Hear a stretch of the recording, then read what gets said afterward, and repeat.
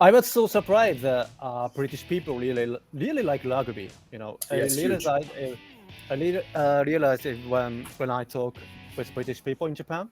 Yeah. They like football, but rugby as well. So Yeah, well, it's interesting. So why rugby is so important in England?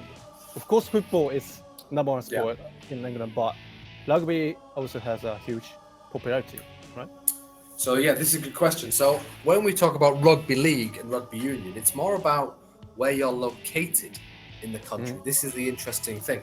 So down south, London area, we think rugby union is played a lot more than in the north where I live. So in rugby union, I think there's a lot more fans. I think there's a lot more money in it as well. A lot of people think rugby union is for more posh people, people who go to the best schools, people who have more money. Whereas rugby league in the north, where I'm from, is more like a working class sport. Stadiums are maybe quite old or only 10,000, but people will go and follow these teams home and away. And we think like the rugby union is more for the posh people. So it's more of a divide, like not like where you're located. Actually, it's quite interesting because football is just all over the country, but with rugby union, because you've got two completely different sports. So like in the north of England, in like the top rugby league, there is no teams from the south of England, whereas in the south there are no like rugby league teams because rugby union is so dominant. Okay, so that's the answer to your question. It's kind of more territorial, which is interesting. So in the British Rugby League, the best league in the world, like English Premier League in football? It's a very no Australia. Australian Rugby League, I like is number one. England are probably second or third, along with New Zealand. But the league, I would say, like Australia's league is high quality, but England's is second. But there's some very good teams in. Like what they do at the end of each final, the Australian winner plays the English winner in called like like in football you have the Club World Cup. So we have it called like the what's it called? The World Club Challenge, basically. And last year an English team beat an Australian team in Australia, which was quite good. So it meant that team was like the best in the world. So but English Rugby League is really popular. But like rugby union, I only watch England game. Okay. So in Japan, kids choose football or baseball to play with the local junior team. So in case of England, it would be football or rugby in general, or cricket. Again, cricket's an interesting one. I think cricket's a sport that a lot of people, maybe. I love cricket. Cricket's probably my second favourite sport apart from football. I love cricket. Love it so much. But in terms of teams, yes, you're completely right. I would say football or rugby are the two main two. Then you've got your individual sports, tennis. Tennis. Badminton is not really that popular in England. Yeah, tennis is popular, but yeah, that's tend to be football or rugby boys and girls when we're young, I think. Okay, so do football fans follow rugby as well? No, that's a good question. I would say that they do both. I think some rugby fans think football is not tough enough.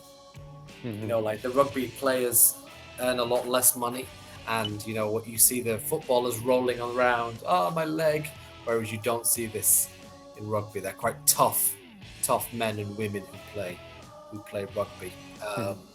So yeah, I think a lot of rugby fans think that footballers earn too much money and are not tough enough. Is why. When you ask Americans about cricket, they don't really know about that. But I think cricket is becoming slightly more popular. So actually, the Cricket World Cup is happening right now.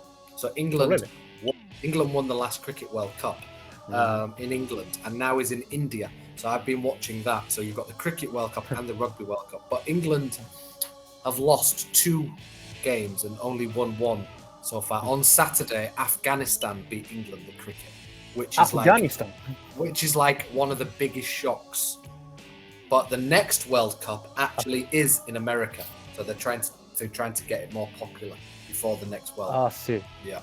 Okay. So Afghanistan won against England in the World Cup. Wow. Who plays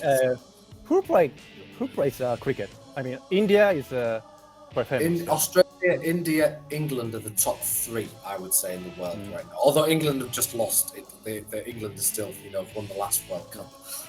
Then you've got Pakistan, Bangladesh, Sri Lanka, New Zealand, South Africa, West Indies.